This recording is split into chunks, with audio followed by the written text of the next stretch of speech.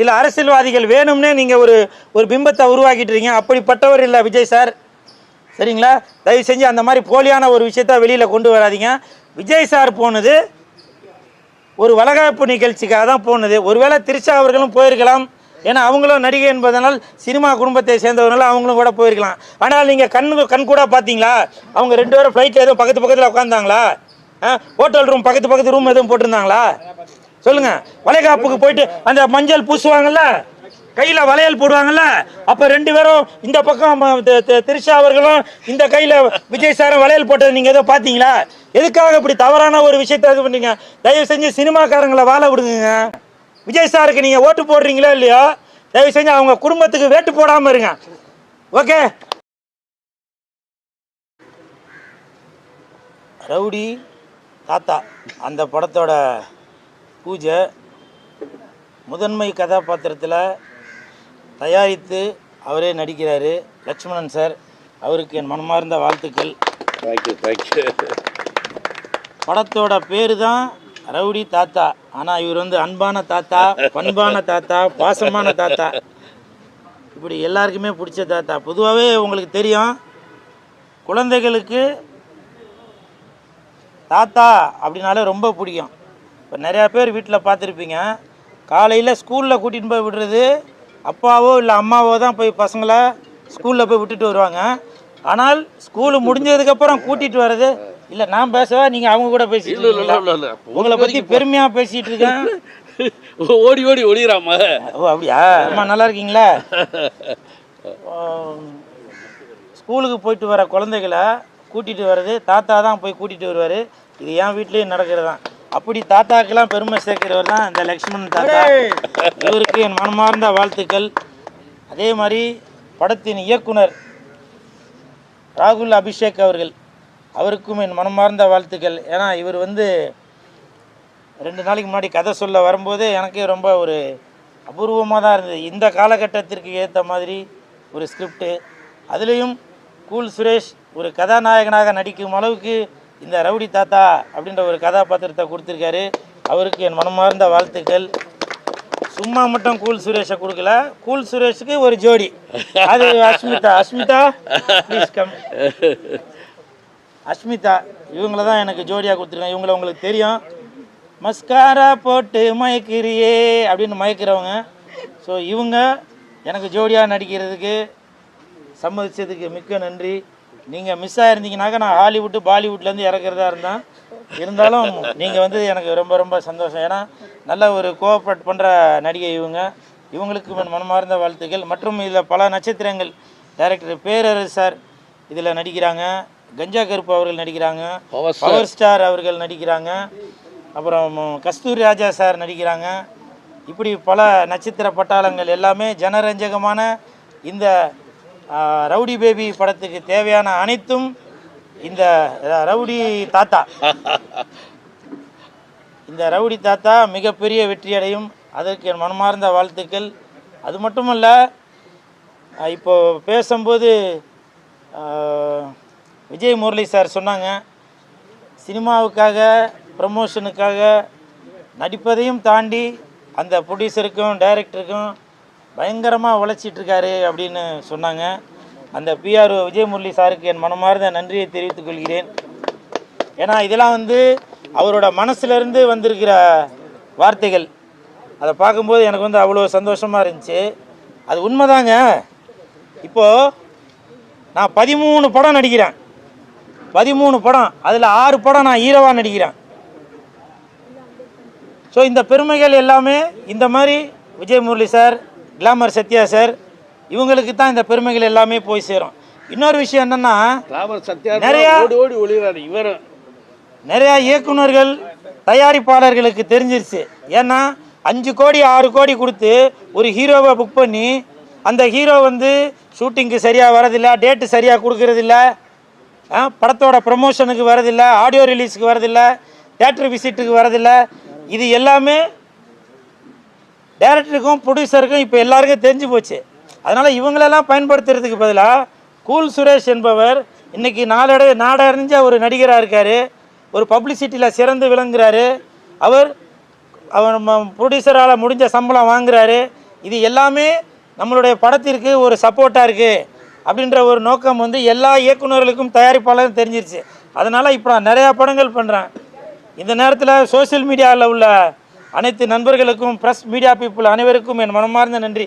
இப்போ இந்த படம் இந்த ரவுடி தாத்தா நடிக்கிறதுக்கு கூட மதுரை செல்வம் சார் தான் அதுக்கு ஒரு முக்கியமான காரணம்.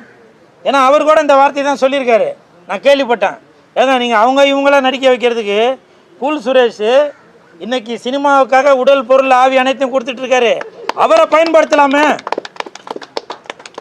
ஷூட்டிங் ஸ்பாட்டில் எனக்கு கேரவான் இல்லை, அந்த சாப்பாடு வேணும், இந்த இது வேணும் அப்படின்னு சொல்லி எதுவும் ஒரு அடம் பிடிக்காமல் தான் உண்டு தன் வேலை உண்டு அப்படின்னு இருக்கிற அந்த கூல் சுரேஷை பயன்படுத்தலாமே அப்படின்னு சொல்லி மதுரை செல்வம் சார் கூட சொல்லியிருக்காரு. ஏன்னா அவர் மதுரை செல்வம் சார் அவர் ஒரு சீனியர், அவருக்கு எல்லா விவரமும் தெரியுது. அதனால் ப்ரொடியூசருக்கு சப்போர்ட்டாக இருக்கணும், இயக்குநர்களுக்கு சப்போர்ட்டாக இருக்கணும், அவரோட சப்போர்ட்டை வந்து இந்த படத்துக்கு கொடுக்குறாரு. இந்த நேரத்தில் அவருக்கும் என் மனமார்ந்த நன்றியை தெரிவித்துக் கொள்கிறேன்.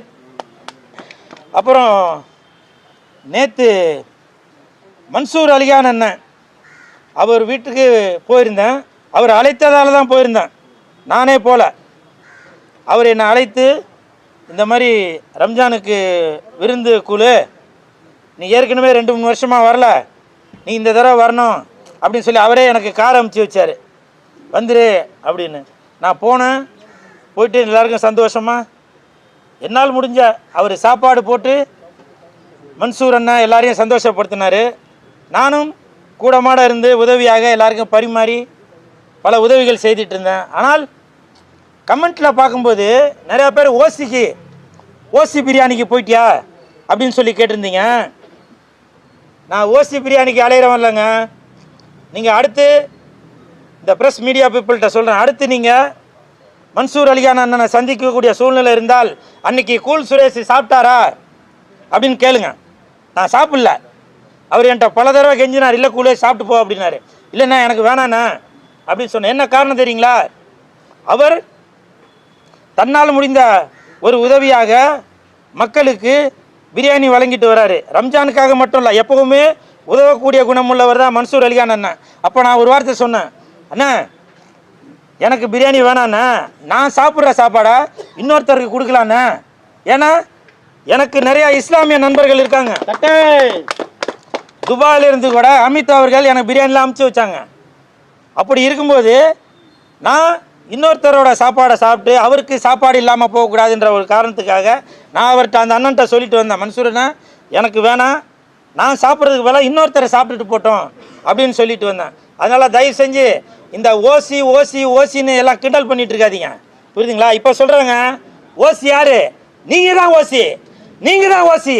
ஓசி பஸ்ஸு கிடைக்குமான்னு பார்க்குறீங்க, ஓசி சிலிண்டர் கிடைக்குமான்னு பார்க்குறீங்க, ஓசியில் தங்கம் கிடைக்குமான்னு பார்க்குறீங்க, இன்னும் என்னென்ன ஓசிலாம் எதிர்பார்க்குறீங்க, லேப்டாப் எதிர்பார்க்குறீங்க இல்லையா? இது எல்லாம் ஓசி அப்படின்னு நீங்கள் சொன்னதுனால நான் சொல்கிறேன். இன்னொன்று தெரிஞ்சுக்கங்க, அந்த ஓசின்றதை வந்து தயவு செஞ்சு கேவலப்படுத்தாதீங்க, புரியுதுங்களா? எவ்வளவு மக்கள், ஏழை மக்கள் பஸ்ஸில் போக முடியாமல் அந்த பஸ்ஸுக்காக, ஓசின்னு சொல்ல மாட்டேன் நான், இலவசம்னு சொல்லுவேன், அந்த பஸ்ஸுக்காக கூலி வேலை செய்யும் தொழிலாளர்கள், மாணவ மாணவிகள், முதியோர்கள், இவங்க எல்லாரும் அந்த பஸ்ஸுக்காக எவ்வளோ ஏங்கியிருப்பாங்க. நீங்கள் இன்றைக்கி உங்களுக்கு பதவிக்காக உங்கள் வாய்க்கு வந்தபடி நீங்கள் ஓசின்னு சொல்லுவீங்க. அதுக்கப்புறம் மறுபடியும் நீங்களே ஒரு இலவசத்தை சொல்லுவீங்க, மிக்ஸி கொடுப்பீங்க, கிரைண்டர் கொடுப்பீங்க, டிவி கொடுப்பீங்க. இதுக்கு பேர் ஓசி தானே? தயவு செய்து இந்த சாப்பாடு விஷயத்தில் ஓசின்னு சொல்லாதீங்க, புரியுதுங்களா? அந்த சாப்பாடோட அருமை என்னென்னு உங்களுக்கு தெரியுமா? ஒரு வேளை நீங்கள் பட்னி இருந்து பாருங்கள். நேற்று மன்சூர் அலிகான் அண்ணன் நேற்று பிரியாணி போடும்போது அவ்வளோ பேர் வந்து எவ்வளவு துப்புரவு தொழிலாளர்கள், செக்யூரிட்டி வேலை பார்க்குறாங்க, அவங்க எல்லாரும் கையெடுத்து கும்பிட்டுட்டு போகிறாங்க. அவங்களுக்கு தெரியுங்க அந்த சாப்பாடோட அருமை. நீங்கள் ஃபோனில் இருந்துட்டு ஓசின்னு போட்டாக்க அது நீங்கள் பெருமையாக இருக்குதுன்னு நினைக்கிறீங்களா? நீங்கள் ஒரு விவசாயியும் ஒரு சாப்பாடையும் நீங்கள் வந்து கேவலப்படுத்தியிருக்கீங்க, புரியுதுங்களா? தயவு செஞ்சு அந்த மாதிரி ஓசின்னு சொல்லி அடுத்தவங்களை கேவலப்படுத்தாதீங்க. சார், நான் மக்களுக்கு யாரெல்லாம் நல்லது செய்யணும்னு நினைக்கிறாங்களோ அவங்களுக்கு எல்லாருமே ஆதரவு தாங்க. இன்னும் ஒரு 10 நாள் வெயிட் பண்ணுங்க, நான் யாருக்கு ஆதரவு தெரிவிக்க போகிறேன்றது உங்களுக்கு தெரியும். இன்னொன்று விஷயமும் தெரிஞ்சுக்கங்க, எல்லாரும் எதிர்பார்த்த மாதிரி 2026 விஜய் சார் முதலமைச்சர் ஆகிறாரோ இல்லையோ, எடப்பாடி ஐயா முதலமைச்சர் ஆகிறாரோ இல்லையோ, ஸ்டாலின் ஐயா அவர்கள் முதலமைச்சர் ஆகிறாரோ இல்லையோ, இல்லை சீமானந்தன் அவர்கள் முதலமைச்சர் ஆகிறாரோ இல்லையோ, ஆனால் 2026 இந்த கூல் சுரேஷ் மிகப்பெரிய இடத்துக்கு வருவாங்க. காரணம், நான் உண்மையாகவும் நேர்மையாகவும் இருக்கிறேன். உங்களுக்கு வேணா பார்க்கறதுக்கு நான் ஏதோ கண்டென்ட்டுக்கு ஏதோ ஒரு கோமாளித்தனமாக பேசிட்டு போகிறேன்னு நினைக்கலாம். உண்மையிலேயே சாப்பிட்ற சோத்துக்கு நான் உண்மையாக இருக்கிறேன், நேர்மையாக இருக்கிறேன். மற்றவங்கள மாதிரி இன்னைக்கு ஒரு பேச்சு, நாளைக்கு ஒரு பேச்சு, அங்கே இருந்து பொட்டி கொடுத்தா இந்த பக்கம் தாவறது, இங்கேருந்து பொட்டி கொடுத்தா அந்த பக்கம் தாவறது, அந்த மாதிரி வேலை பார்க்கல நான். உங்க அம்மா எங்க அம்மா இல்ல சினிமா. எப்படி நான் எங்க அம்மாவோட வயிற்றுல இருந்து நான் மார்ல இருந்து பால் குடிச்சு நான் இன்னைக்கும் என்னோட தாய் தகப்பனுக்கு ஒரு மகனா இருக்கிறேனோ, அந்த மாதிரி இந்த சினிமாவுக்கு நான் எப்பவுமே உண்மையா இருப்பேன், நேர்மையா இருப்பேன்.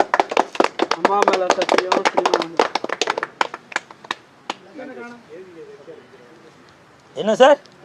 இல்ல அவர் வந்து மனசுக்குள்ள இருக்காரு சார்.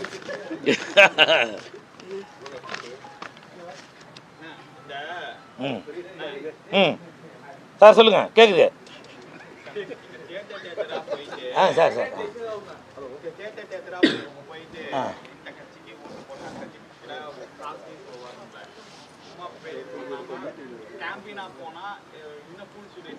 சார் இல்லை சார், நீங்கள் சொல்கிறது என் மீது, என் குடும்பத்தின் மீது நான் நல்லா இருக்கணுன்ற அக்கறையில் நீங்கள் சொல்கிறீங்க எனக்கு ஒரு வருமானத்தை தரணும் அப்படின்னு. ஆனால் அந்த மாதிரி ஓட்டுக்கு காசும் கொடுக்கக்கூடாது, காசுக்கு வாங்கக்கூடாது அப்படின்ற ஒரு கொள்கையில் உள்ளவன் நான். சினிமாவுக்காக மட்டும்தான் நான் தேட்டருக்கு போவேனே தவிர அரசியலுக்காக நான் தேட்டருக்கு போய் ஒரு போலியான பிரச்சாரம் பண்ண மாட்டேங்க. அப்படி ஒருவேளை எனக்கு அந்த கட்சி தலைவர் பிடிச்சிருக்கு, இந்த கட்சி தலைவர் பிடிச்சிருக்குனாக நான் வீடு ஏறி அவங்களோட பாதம் தொட்டு நான் கேட்பேன், இவருக்கு நீங்கள் தயவு செஞ்சு ஓட்டு போட்டு இவரை நீங்கள் ஜெயிக்க வைப்பீங்க அப்படின்னு.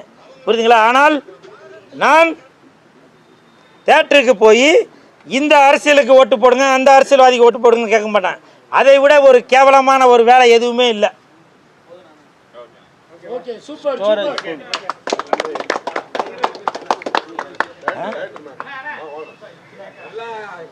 தேர்தல் நெருங்கிடுச்சு, எல்லா அரசியல் தலைவரும் பிஸியா இருக்காங்க, ஒருத்தர் மட்டும் பாம்பே ஒரு விசேஷத்துக்கு போயிருக்காரு. அதை பத்தி அது நானும் பார்த்தேங்க. இப்போ கூட பாருங்க, விஜய் சார் வந்து அட்லி சார் அவருடைய இயக்குனர் அவருடைய மனைவிக்கு வளகாப்புக்காக பாம்பே போயிருக்காரு. ஆனால் நிறையா பேர் இதை வந்து நீங்கள் ஒரு சாதகமாக பயன்படுத்திட்டு திரிஷா அவர்களோட அந்த தங்கச்சியோட ஃபோட்டோவை அவங்க கூட இணைச்சி போட்டு, அதுவும் அவங்க வந்து அதுலேயும் ஏதோ மும்பைன்னு போட்டிருக்கு, அதையும் சேர்த்து விஜய் சாரும் திரிஷா அவர்களும் பாம்பே போயிருக்காங்க அப்படின்னு ஒரு போலியான ஒரு விஷயத்தை நீங்கள் உங்களோட கொள்கையில் கோட்பாடில் அதை நீங்கள் காட்டுங்க. அதை விட்டுட்டு அந்த தங்கச்சி திரிஷா மேலே ஏங்க அப்படி உங்களுக்கு ஒரு வன்மத்தை காட்டிகிட்டு இருக்கீங்க? விஜய் சார் போனது அட்லியோட மனைவிக்கு வளைகாப்புக்காக போயிட்டுருக்காரு. ஆனால் நீங்கள் என்ன பண்ணுறீங்க, ஒரு அரசியல் ஆதாயத்திற்காக நீங்கள் அவங்களும் இவங்களும் இணைச்சி வச்சு பேசிட்டீங்க. தயவு செஞ்சு விஜய் சாரை வாழ விடுங்க.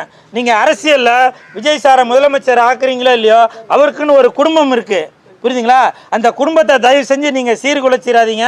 அந்த கமெண்ட்டில் உள்ளவங்களுக்கு தான் சொல்கிறேன், சில அரசியல்வாதிகள் வேணும்னே நீங்கள் ஒரு பிம்பத்தை உருவாக்கிட்டு இருக்கீங்க. அப்படிப்பட்டவர் இல்லை விஜய் சார், சரிங்களா? தயவு செஞ்சு அந்த மாதிரி போலியான ஒரு விஷயத்த வெளியில் கொண்டு வராதிங்க. விஜய் சார் போனது ஒரு வளகாப்பு நிகழ்ச்சிக்காக தான் போனது. ஒருவேளை திரிஷா அவர்களும் போயிருக்கலாம், ஏன்னா அவங்களும் நடிகை என்பதனால் சினிமா குடும்பத்தை சேர்ந்தவர்கள் அவங்களும் கூட போயிருக்கலாம். ஆனால் நீங்கள் கண் கூட பார்த்தீங்களா, அவங்க 2 பேரும் ஃப்ளைட்டில் ஏதோ பக்கத்தில் உட்காந்தாங்களா? ஹோட்டல் ரூம் பக்கத்து ரூம் எதுவும் போட்டிருந்தாங்களா? சொல்லுங்கள். வளைகாப்புக்கு போயிட்டு அந்த மஞ்சள் பூசுவாங்கல்ல, கையில் வளையல் போடுவாங்கல்ல, அப்போ 2 பேரும் இந்த பக்கம் திரிஷா அவர்களும் இந்த கையில் விஜய் சாரும் வளையல் போட்டது நீங்கள் ஏதோ பார்த்தீங்களா? எதுக்காக இப்படி தவறான ஒரு விஷயத்தை இது பண்ணீங்க? தயவு செஞ்சு சினிமாக்காரங்களை வாழ விடுங்க. எதுக்கு எடுத்தாலும் உங்களுக்கு சினிமாக்காரங்க தான் இலக்காரமாக போச்சு. தயவு செஞ்சு அவங்க குடும்பத்தை வாழ வைங்க. விஜய் சாருக்கு நீங்கள் ஓட்டு போடுறீங்களோ இல்லையோ, தயவு செஞ்சு அவங்க குடும்பத்துக்கு வேட்டு போடாமல் இருங்க. ஓகே, நன்றி, வணக்கம்.